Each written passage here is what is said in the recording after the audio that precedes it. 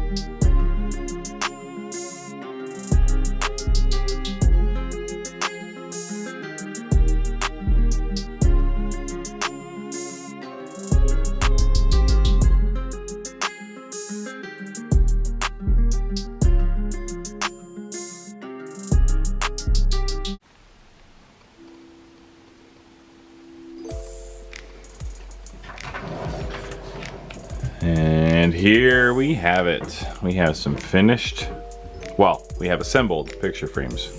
So most of you guys probably know by now that I'm not a super polished person, just in general, but also in the way I make my videos.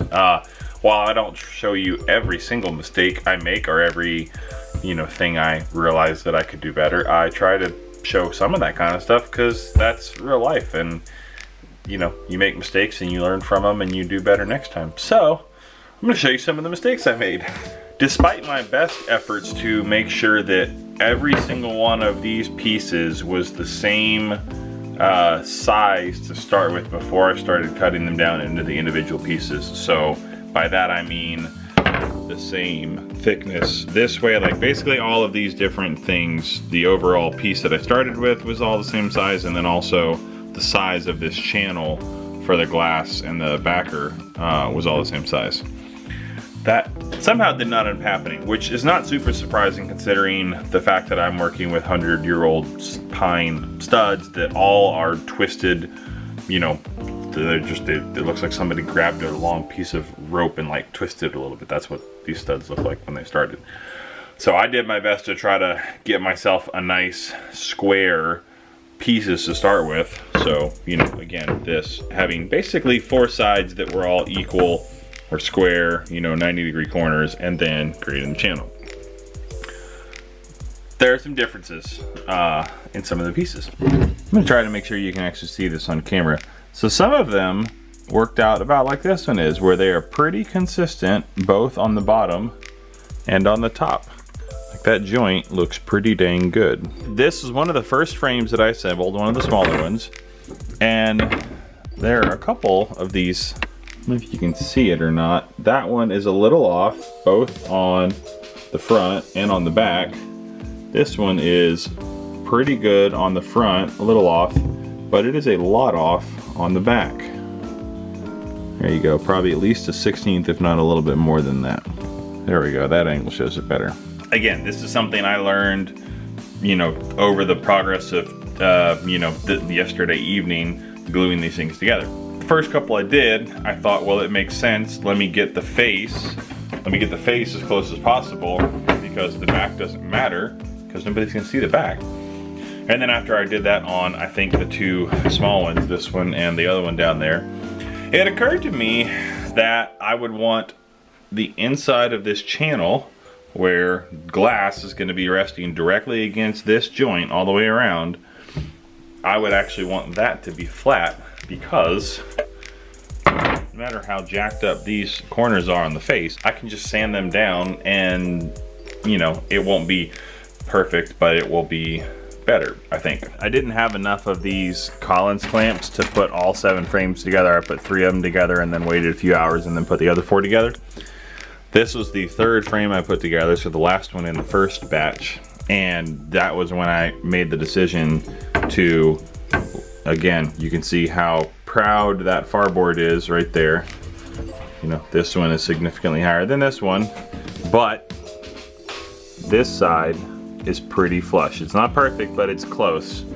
And again, I can make this work, make this look good by just sanding the crap out of this side, kind of working it down, making it where it is a nice flat joint. This isn't perfect finished grade carpentry. It's me repurposing some old wood to make some picture frames to hang in my house. So I am fairly sure that I will be happy with the end result of doing it this way. And if anything else, I probably learned that I would want to start with shorter pieces before I'm running them through the table saw. It would, I imagine, yield better starting, you know, basic. I mean, these are essentially 1x2s. They're 1.5 inches wide and 3/4 of an inch thick is what they started at, or at least that was the goal. And then I routed the 1/2 inch deep by 1/4 inch wide, or 1/4 inch deep by 1/2 inch wide channel for the glass and the back room. So I think as I'm trying to run, you know, 8-foot long boards through the table saw, if they're not straight, they're walking a little bit along that long fence. And that's probably what led to a lot of this. So lessons learned, these are gonna be fine. This is Mark 1, Mod 1, version 1, however you wanna say, first attempt at making some picture frames.